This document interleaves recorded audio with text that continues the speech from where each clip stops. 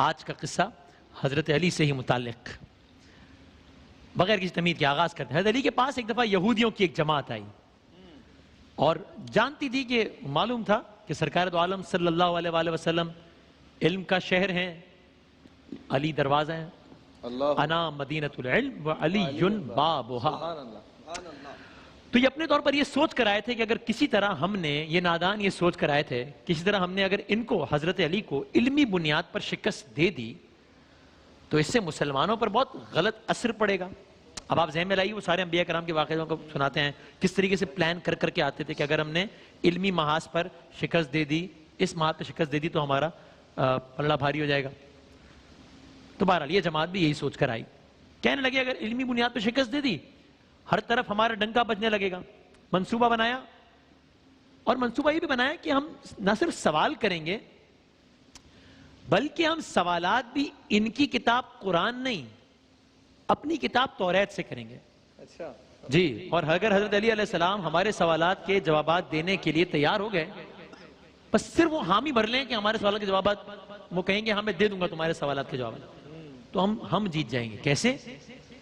اس لیے یہ ان کی لاجک کہ بہرحال حضرت علی سرکار دو عالم کے ماننے والے ہیں، سرکار دو عالم اللہ پر، سرکار دو عالم پر قرآن نازل ہوا ہے، تو حضرت علی سے جب ہم سوال کریں گے توریت سے اور ہم کہیں گے جواب بھی توریت کے حوالے سے دیجئے، تو پھر کیسے دے سکیں گے؟ یہ تو شرط لگا دیں گے نا ہم، اس کے جواب نہیں دے پائیں گے وہ۔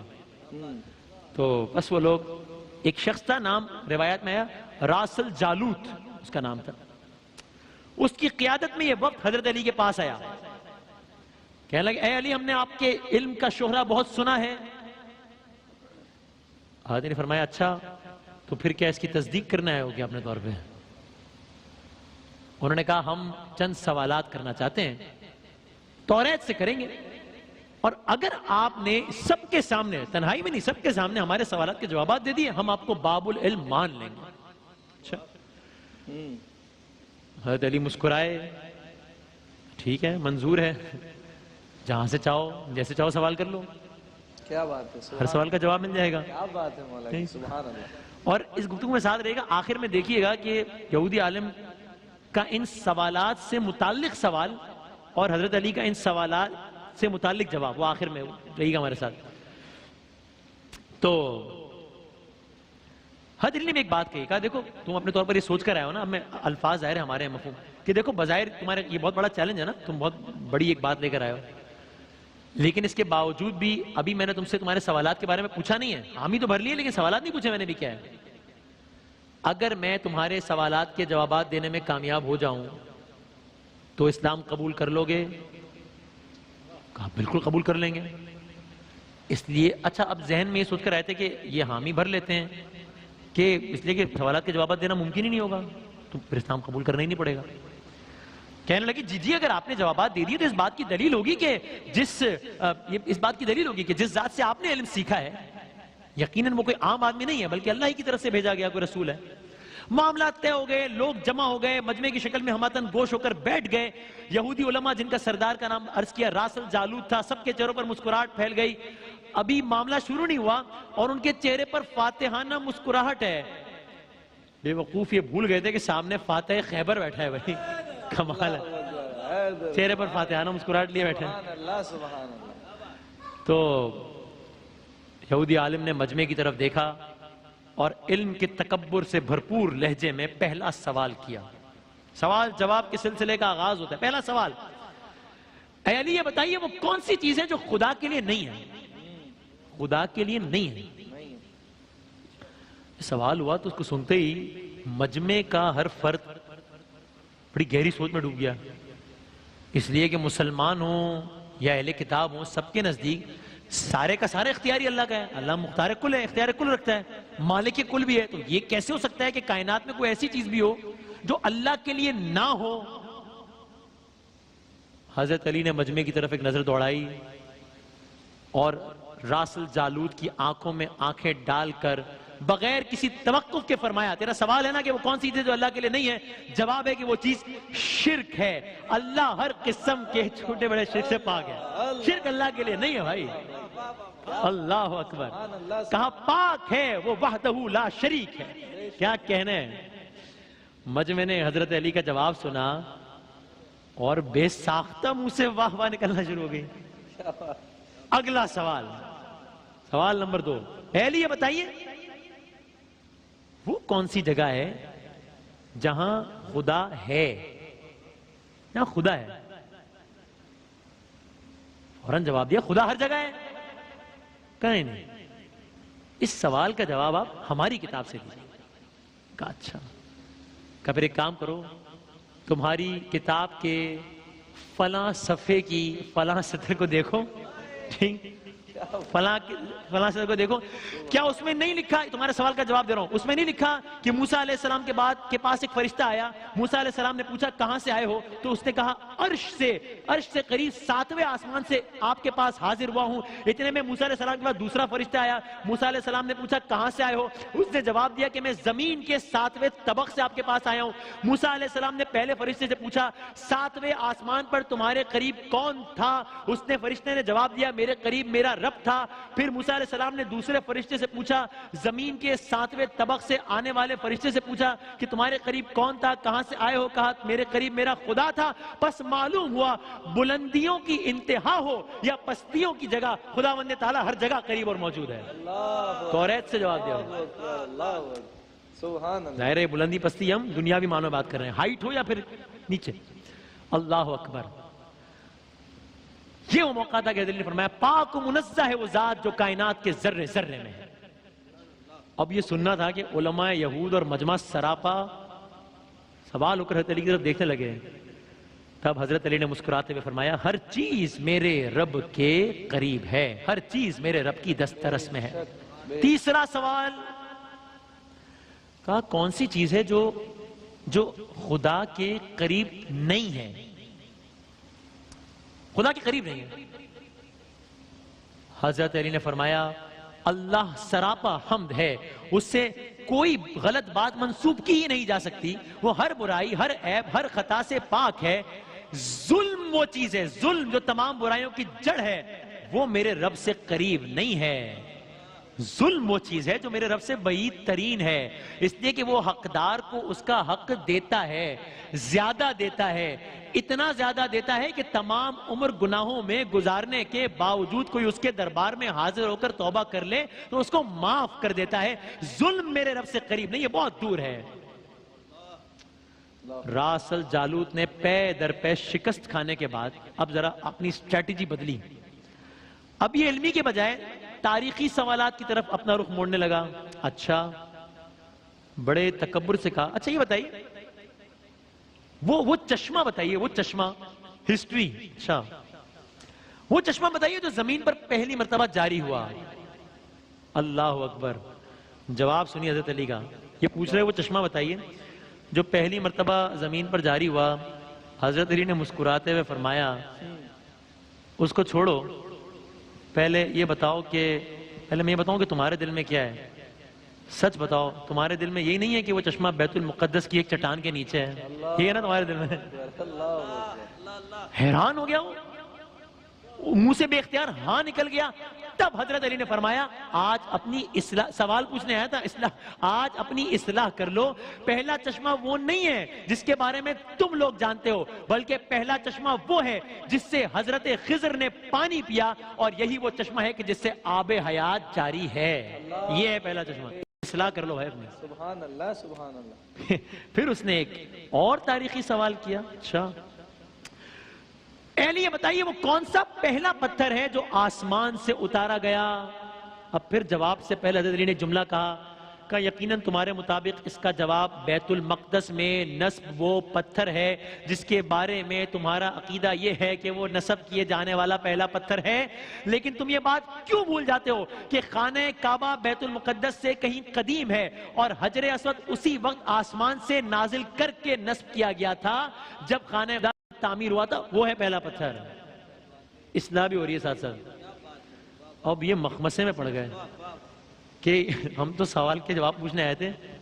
علی صرف سوالات کے جوابات نہیں بتا رہے بلکہ پہلے وہ باتیں بتاتے ہیں جن پر ہمارا عقیدہ ہے، پھر ان باتوں کی نفی کرتے ہیں، پھر جواب بتاتے ہیں. تو اس کے بعد وہ اصل حقیقت بتاتے ہیں. اور اتنے دلیل سے بتاتے ہیں کہ ہم میں سے انکار کرنا کسی کے لیے ممکن ہی نہیں رہتا. مجمع سمجھ رہا تھا کہ وہ اب بھی یہودی ہے، حالانکہ حضرت علی کے جوابات غیر محسوس طریقے سے ان کی یہودیت ختم کر رہے تھے اور ان یہودیوں کو اسلام کے قریب کرتے جا رہے تھے. اس کے بعد ایک اور سوال پوچھا، آج کل کی زبان میں کہوں تو اپنے طور پر بڑا سائنسی سوال پوچھا یہ بتائیے وہ کون سی چیز ہے جو مسلسل کم اور زیادہ ہوتی رہتی ہے، مسلسل کم اور زیادہ ہو رہی ہے، کون سی چیز ہے؟ حضرت علی نے فرمایا غور نہیں کرتے، تم اپنے ماہو سال پر غور کرو تو خود ہی اس کا جواب مل جائے گا. کیسے؟ کہا کوئی دن اگلے دن کے برابر نہیں ہوتا، اسی طرح گزشتہ رات اگلی رات سے چھوٹی بڑی ہوتی ہے، وہ چیزیں جو برابر نہیں ہیں.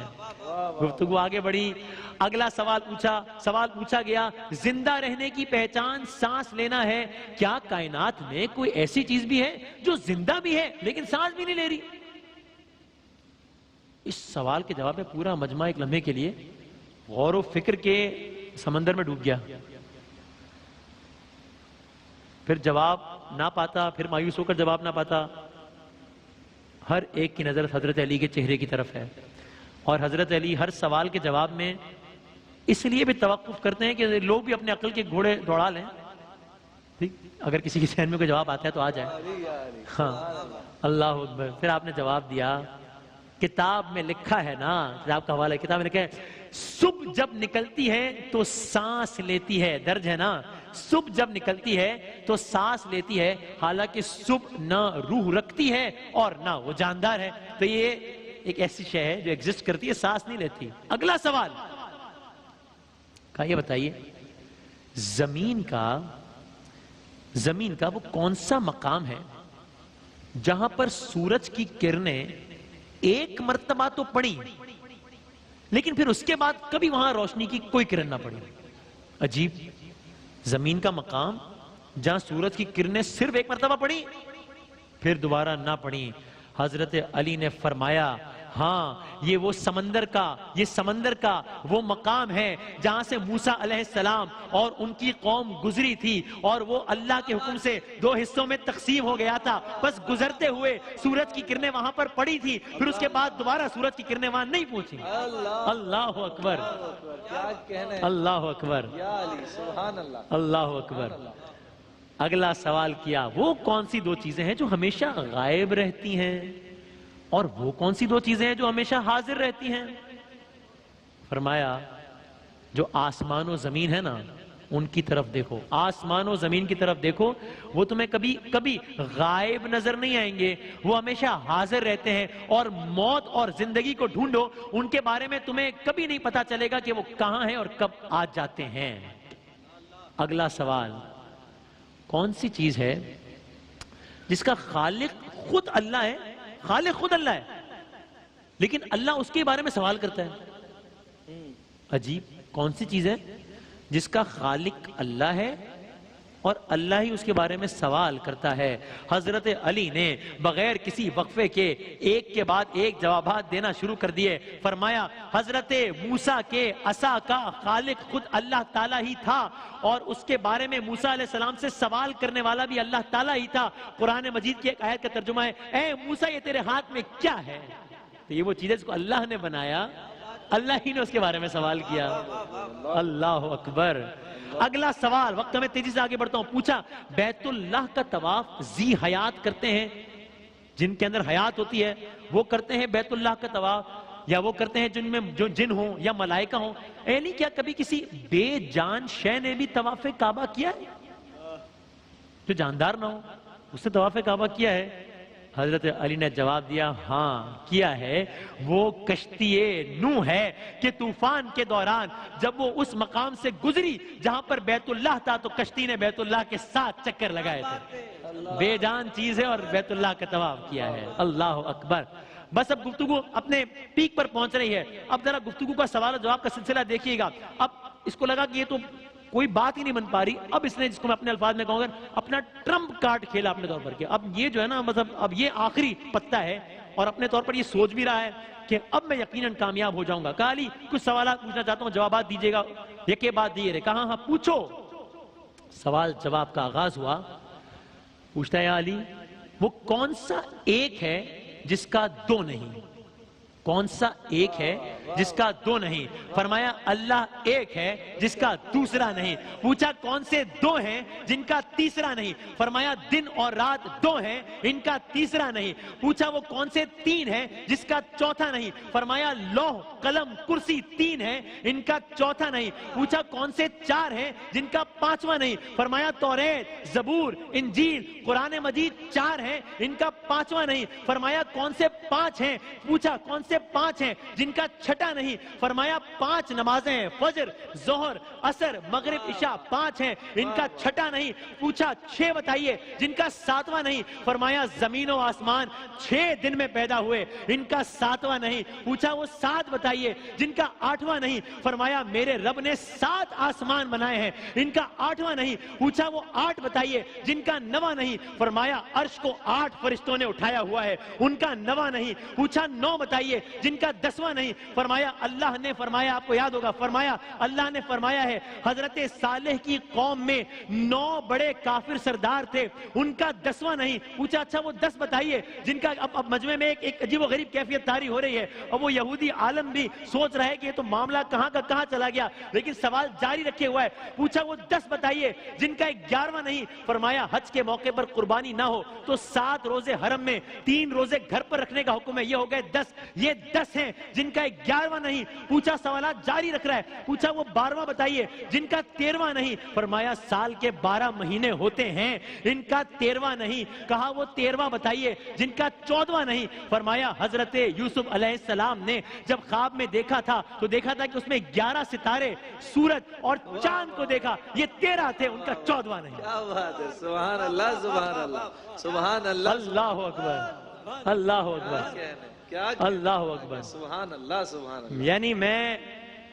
یہ سوچ رہا تھا کہ شاید وہ اپنے طور پر اس سوالات کی گردان اس لیے آگے بڑھا رہا ہوگا کہ اس نے سے سوال ہی پوچھنا تھا نا، کون سا ایک ہے جس کا دوسرا نہیں سامنے، لیکن مولا کائنات جوابات دیے جا رہے ہیں، کیا کہنا ہے، اللہ اکبر۔ اس کو خود میں واقعی سوچ رہا تھا کہ اس کو کون سے جوابات پتہ ہوں گے، پوچھنا ہی تھا، پوچھے جا رہا تھا سامنے۔ اللہ اکبر، حضرت علی جواب دیے جا رہے ہیں، بس گفتگو تمام ہو رہی ہے۔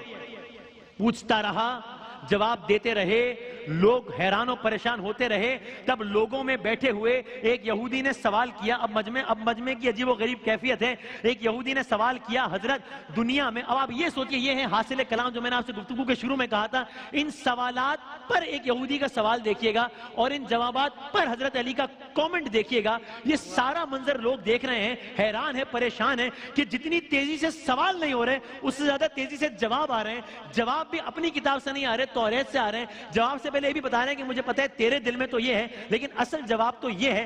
اب یہودی نے سوال کیا، حضرت دنیا میں ہر آدمی سوچ کر جواب دیتا ہے، آپ ایسے جواب دے رہے ہیں جیسے سارے سوال اور ان کے جوابات آپ کو ازبر ہو۔ حضرت علی نے جواب میں اس سے ایک سوال پوچھ لیا، کہا یہ بتاؤ، وہ اس سے یہ پوچھا کہ آپ نے تو سوچے بغیر جواب دے دیا۔ حضرت علی نے اس سے فوراً سوال پوچھا، تیرے ہاتھ میں انگلیاں کتنی ہیں؟ فوراً بولا 5۔ کہا ارے تو نے بھی تو فوراً سوچے بغیر جواب دے دیا۔ کہا یا علی یہ کیسی بات ہے، مجھے معلوم ہے کہ میرے ہاتھوں کی 5 انگلیاں ہیں۔ مسکرا کر حضرت علی نے کہا کہ مجھے بھی یہ سارے علم ایسے ہی ازبر ہیں جیسے تجھے یہ معلوم ہے کہ تیرے ہاتھوں میں 5 انگلیاں ہیں۔ کیا بات ہے مولا، اللہ اکبر، سبحان اللہ۔ میں علی کے سامنے سارے راز ایسے ہی کھلے ہوئے ہیں، بے شک بے شک۔ یعنی جب تک میں نے گفتگو کا یہ حصہ نہیں دیکھا تھا تو ایک تمام تر ایمان کے باوجود ایک کیوریوسٹی میں تھا کہ کیسے اس مثال تو سب سمجھ میں آ گیا۔ کوئی مجھ سے پوچھا انگلیاں کتنی، فوراً کہوں گا 5۔ سوچنے کی ضرورت ہی نہیں ہے کیونکہ میرے سامنے کی بات ہے۔ حضرت علی کے سامنے اس انداز سے ہے سارا معاملہ، ضرورت ہی نہیں ہے سوچنے کی۔ گفتگو ختم ہو رہی ہے، اس کے بعد راسل جالوت نے آخری 2 سوال کیے، کہا یہ بتائیے آسمانوں اور جنت کا قفل کیا ہے؟ آپ نے جواب دیا شرک، شرک سے ان کے دروازے بند ہو جاتے ہیں۔ آخری جملہ فرمایا اچھا تو پھر اس آسمان و زمین کا تالا پہلے پوچھا کیا ہے تو بتایا کہ تالا ہے شرک۔ آخری جملہ، سوال آخری، فرمایا اچھا تو پھر یہ بتائیے اس تالے کی چابی کیا ہے؟ آپ نے فرمایا میرے مصطفیٰ کا عشق ہے اس کی چابی۔ عشق کا ابتدائی اظہار کلمے سے ہوتا ہے، بس حضرت علی نے کلمہ پڑھا، ساتھ ہی کلمے کا سننا تھا۔ یہودی علماء خود راسل جالوت نے بے اختیار کلمہ پڑھا، سب کے سب دائرہ اسلام میں داخل ہو گئے۔ محمد رسول اللہ، اللہ اکبر۔